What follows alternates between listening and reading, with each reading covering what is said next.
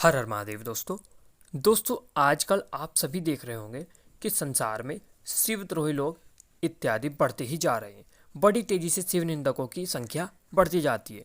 वो भगवान शिव की निंदा इत्यादि इत्यादि माध्यमों से करते हैं।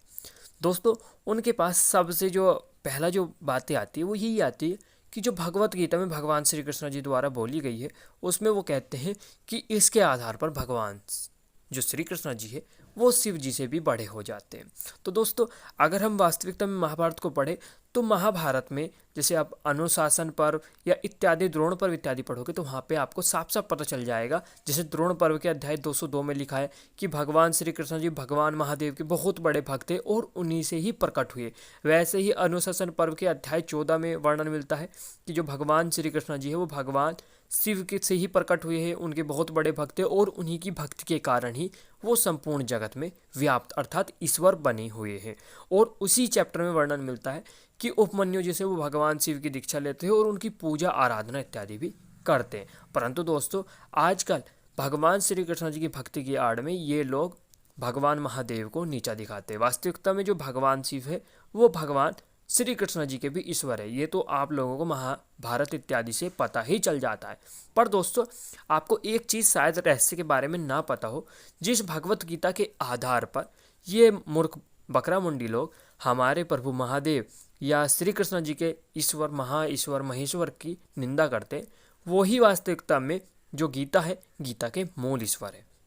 आइए दोस्तों ये बात हम ऐसे ही नहीं कह रहे, इसका वर्णन आपको महाभारत और इत्यादि अन्य शास्त्रों से देंगे। तो दोस्तों सबसे पहले हम बढ़ते हैं कूर्मा पुराण की ओर। कूर्मा पुराण के उत्तर भाग में ईश्वर गीता मिलती है।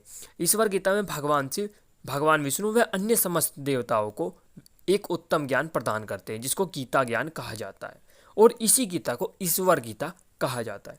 गीता ज्ञान लेने के पश्चात भगवान विष्णु व अन्य समस्त ऋषि चले जाते हैं और जाकर वे कुछ अपने अन्य शिष्य या अनुयायियों को अपना ज्ञान प्रदान करते हैं।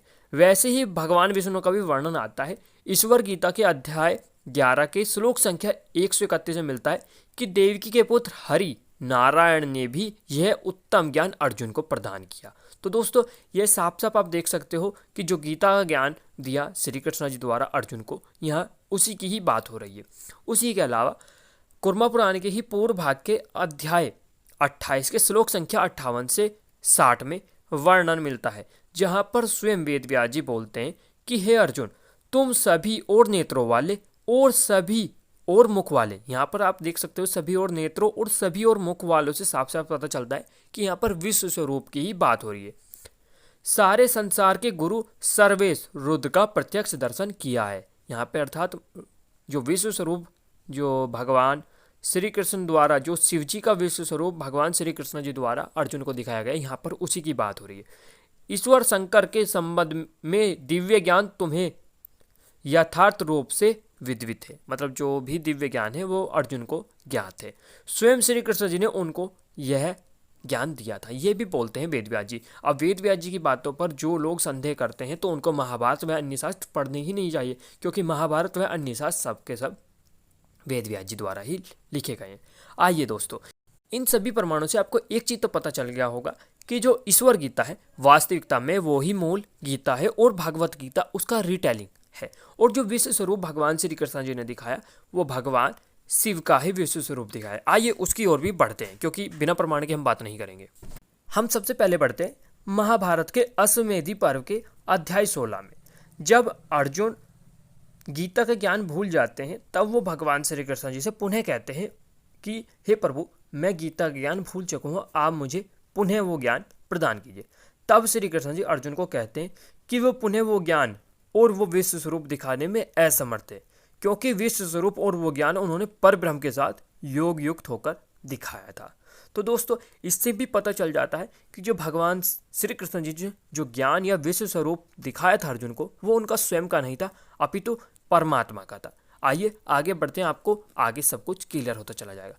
भगवत गीता के जो अध्याय 11 आता है उसका श्लोक होता है 32 में, जहाँ पर वर्णन मिलता है जब विश्व स्वरूप प्रकट होता है तो विश्व स्वरूप प्रकट होते ही कहता है मैं लोगों का नाश करने वाला महाकाल या काल हूँ।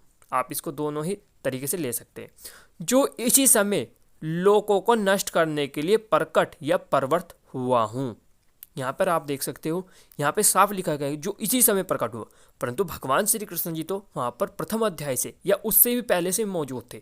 तो 11वें अध्याय में विश्व स्वरूप का प्रकट होना और ये कहना कि मैं काल हूँ जो अभी प्रकट हुआ, इसलिए जो जो प्रतिपक्षी की सेना में स्थित योद्धा लोग हैं सब तेरे बिना भी नहीं रहेंगे, अर्थात मारे जाएंगे। मतलब जो काल प्रकट हुए हैं वो कह रहे हैं कि अर्जुन से कि अर्जुन तू युद्ध कर या ना कर, जो सामने वाले जो प्रतिपक्षी योद्धा है वो फिर भी मारे जाएंगे। तो इसका जो स्पष्टीकरण है वो आपको थोड़ा आगे मिलेगा, आप वीडियो में अंत तक बने रहिए। द्रोण पर्व के अध्याय 202 के श्लोक संख्या 4 से 8 में साफ साफ वर्णन मिलता है, जहां पर अर्जुन वेदव्यास जी के पास जाते हैं और कहते हैं, अर्जुन कहते हैं कि कोई दिव्य पुरुष उनके रथ के आगे चलता है जिसके हाथ में एक दिव्य त्रिशूल है और वह जहां जहां जाता है वहां उनके शत्रुओं को मार देता है। सबको लगता है कि अर्जुन ने उनको मारा, पर वास्तविकता में वो उसके शत्रुओं के वध कर रहे हैं। तब वेदव्यास जी कहते हैं कि जो त्रिशूलधारी है वो कोई और नहीं भगवान शंकर है, वो ही तुम्हारे शत्रुओं का वध कर रहे हैं। तो दोस्तों जैसे कि काल ने भी कहा था कि वो ही अर्जुन के शत्रुओं का विनाश कर देंगे, तो यहाँ पर आप सेम स्टेटमेंट देख सकते हो वेदव्यास जी की। महाभारत वेदव्यास जी का है, अगर कोई विधर्मी आकर के इस पे बोलना चाहे तो वो महाभारत ना पढ़े, ठीक है, हम यही कहेंगे। आइए दोस्तों थोड़ा सा और आगे बढ़ लेते हैं, आपको थोड़ा और डाउट क्लियर हो जाएगा। जो आता है शांति पर्व के अध्याय 342 के श्लोक संख्या आती है 139 से 142। यहाँ पर स्वयं भगवान कृष्ण जी, यहाँ पे मैं किसी आम मनुष्य की बात नहीं कर रहा, स्वयं भगवान श्री कृष्ण जी अर्जुन से कहते हैं कि युद्ध स्थल में जो पुरुष तुम्हारे आगे आगे चलते थे, यहाँ पर भी वेदव्यास जी वाली बात रिपीट हो रही है, जो तुम्हारे आगे आगे चलते थे उन्हें तुम रुद्र समझो, मतलब वो भगवान शिव थे, वह ही काल कहे गए हैं, मतलब वही काल है, जैसा काल ने प्रकट होते समय कहा था कि मैं ही काल हूँ, उसी तरीके से तुमने जिन शत्रुओं को मारा वे पहले ही रुद्रदेव के द्वारा मार दिए गए थे। मतलब जैसे काल ने कहा था कि मैं तुम्हारे शत्रुओं को मार दूंगा, तुम हो या ना हो फिर भी वो मारे जाएंगे। वेदव्यास जी ने भी वही कहा और यहाँ पर भगवान श्री कृष्ण जी भी वही बात कह रहे हैं। कोई इन बातों को ना माने तो ये उस पर निर्भर करता है कि वो माने या ना माने, बाकी जो वास्तविकता है वो तो वास्तविकता है।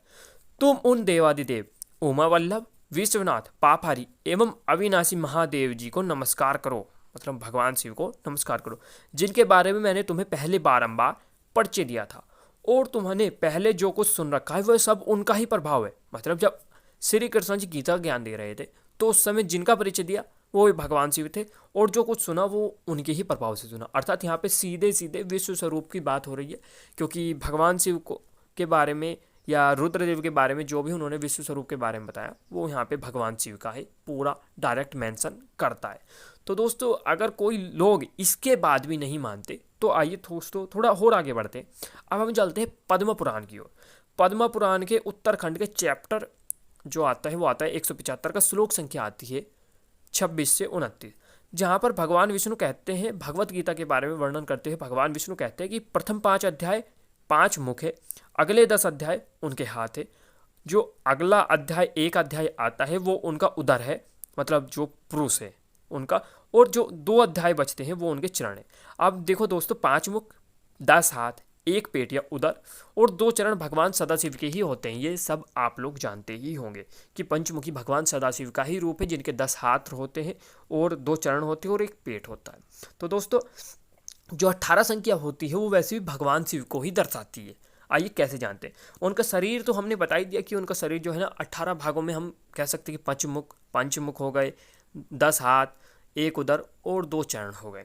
तो इस तरीके से तो ये दर्शाते हैं। उसके अलावा गीता के 18 अध्याय होते हैं। महाभारत युद्ध वो भी 18 दिन हुआ, महादेव ही उसमें लड़े, अर्जुन के आगे रथ के आगे चले। जो महाभारत में पर्व होती है उनकी संख्या भी 18 होती है। पुराणों की संख्या भी 18 होती है। उप पुराण उनकी भी संख्या 18 होती है और औप पुराण उनकी भी संख्या 18 ही होती है। जो आते हैं उपनिषद उनकी संख्या होती है 108। अगर हम 18 का गुणा 6 से करें तो 108 की संख्या आती है। उसके अलावा एक परब्रह्म उपनिषद है जिसमें भगवान शिव के पंचमुखों के बारे में अच्छे से विस्तार से बताया गया। उसमें भी 36 श्लोक है। अगर हम 18 की गुणा 2 से कर दे तो 36 ही आता है, आप सब जानते होंगे। और एक आता है ईशान उपनिषद जिसका जो भगवान शिव को दर्शाता है उसमें 18 श्लोक है। तो दोस्तों जो 18 संख्या है वो हमेशा भगवान शिव को दर्शाती है। अब हमने जो पुराण इत्यादि का जो वो दिया, इसीलिए इसी कारणवश जो 18 संख्या है, इनकी सबकी 18 संख्या, इसी कारणवश भगवान शिव को पुराण पुरुष कहा गया है। ये जो भी 18 पुराण है सब भगवान शिव की ही रूप है और भगवान शिव की ही महिमा को दिखाती है। अब 18 पुराणों में अगर किसी भी देवता की स्तुति या किसी भी देवता की वंदना हो रही है तो वो भगवान शिव के किसी एक रूप से प्रकट हुआ देवता है। जैसे अगर हम देखें पंचमुख, उनके भगवान शिव के पंचमुख पंचकृत्य दर्शाते हैं, पंचचक्र दर्शाते हैं, सृष्टि स्थिति संहार अनुग्रह इत्यादि चक्रों को दर्शाते हैं। जैसे कि सत्यज्योता वामदेवा, अघोर, तत्पुरुष और ईसा, ये पंचमुख होते हैं। सत्यज्योता से ब्रह्मा जी आते हैं जो सृष्टि चक्र करते हैं, तो उसके लिए जो ब्रह्मा जी के पुराण आते हैं। उसके बाद आता है स्थिति चक्र। स्थिति चक्र में भगवान विष्णु होते हैं, उनके चतुर्व्यूह होते हैं जिनको हम कहते हैं वासुदेव, संकर्षण, प्रद्युम्न और अनिरुद्ध, तो वो आते हैं। उसमें विष्णु वैष्णव पुराणे आ जाती है, जैसे विष्णु पुराण, भागवत पुराण इत्यादि पुराण उस चक्र में आ जाती है। तो वो भी अगर देखा जाए वो विष्णु जी की महिमा तो है, परंतु इनडायरेक्ट वो भी सदाशिव से ही प्रकट होते हैं, तो इसलिए वो भी पुराण पुरुष वहाँ पे सदाशिव को बता रहे। अघोर मुख आता है, अघोर मुख में जितने भी शैव शास्त्र आते हैं वो सब आ जाते हैं, तो वो भी भगवान सदाशिव का ही वर्णन करते हैं। फिर महेश्वर और जो पंचम बचता है वो ईशान होता है, मतलब ईशान मुख होता है, जिसके जो मुख्य देवता है वो सदाशिव ही।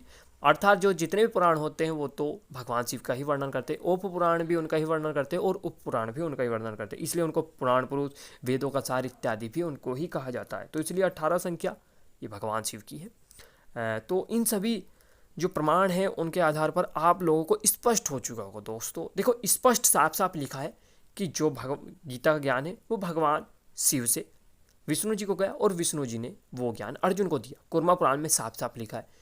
विश्व स्वरूप का भी वेद व्यास जी स्वयं बोल देते हैं कि अर्जुन तुमको जो दिव्य रूप दिखा वो विश्व स्वरूप वो श्री कृष्ण जी का नहीं, वो भगवान शिव का था, वेद व्यास जी ने बोला। देखिए अगर कोई इस चीज़ को गलत तरीके से लेके जा रहा है तो ये उसका ज्ञान का अभाव है। अब महाभारत में आए, महाभारत में जब काल प्रकट होते हैं जिनको हम डिस्ट्रॉय कहते हैं, और डिस्ट्रॉयर कौन है सब जानते हैं, रुद्रदेव ही डिस्ट्रॉयर या काल होते हैं, उनको ही काल कहा जाता है। श्री कृष्ण जी भी उस बात को सहमत करते हैं और वो कहते हैं कि मैं तुम्हारे शत्रुओं का विनाश कर दूंगा। द्रोण पर्व में स्वयं वेद व्यास जी कहते हैं कि रुद्रदेव ने ही तुम्हारे शत्रुओं का विनाश किया, जैसा कि काल ने भी कहा था प्रकट होते समय। जब विश्व स्वरूप प्रकट हुआ, विश्व स्वरूप ने खुद को काल कहा और कहा कि मैं तुम्हारे समस्त शत्रुओं का विनाश कर दूंगा, तो वैसा ही वेद व्यास जी ने भी कह दिया कि, और वो कौन थे, रुद्रदेव, साफ साफ उन्होंने लिख दिया था। शांति पर्व आती है, शांति पर्व में स्वयं जो होते हैं जैसे भगवान श्री कृष्ण जी, वो भी स्वयं कहते हैं कि मतलब जो शिव है जो तुम्हारे युद्ध में तुम्हारे आगे चलते, तुम्हारे शत्रुओं का विनाश करते थे, वही काल है और उन्हीं के बारे में मैंने तुमको ज्ञान दिया था, तुम उनको ही शरण में जाओ। तो दोस्तों ये सब चीज़ें दिखाती है कि जो ये गीता है और गीता में जो विश्व स्वरूप है वो भगवान शिव का ही है। योग युक्त होकर भगवान श्री कृष्ण जी ने वो दिखा पाए, और जब अर्जुन गीता ज्ञान भूल गए तो श्री कृष्ण जी ने पुनः वो सब दिखाने से मना कर दिया। परंतु दोस्तों ऐसा कभी भगवान शिव के साथ नहीं हुआ। भगवान शिव ने अन्य अन्य शास्त्रों में लगभग 4 से 5 बार गीता का ज्ञान प्रदान किया है। कभी ये नहीं कहा कि मैं योग युक्त हूँ किसी के साथ या मैं दिखाने में असमर्थ हूँ। जब जब जरूरत पड़ी तब तब भगवान शिव ने वो दिव्य ज्ञान प्रदान किया। और वैसे भी हमारे शास्त्रों में, हमारे सनातन धर्म में यह तो माना जाता है कि संपूर्ण ज्ञान, संपूर्ण कलाएं इत्यादि भगवान शिव से ही प्रकट होती है। तो दोस्तों आज की जानकारी के लिए आज की वीडियो में इतना ही। मिलते हैं फिर कभी। हर हर महादेव।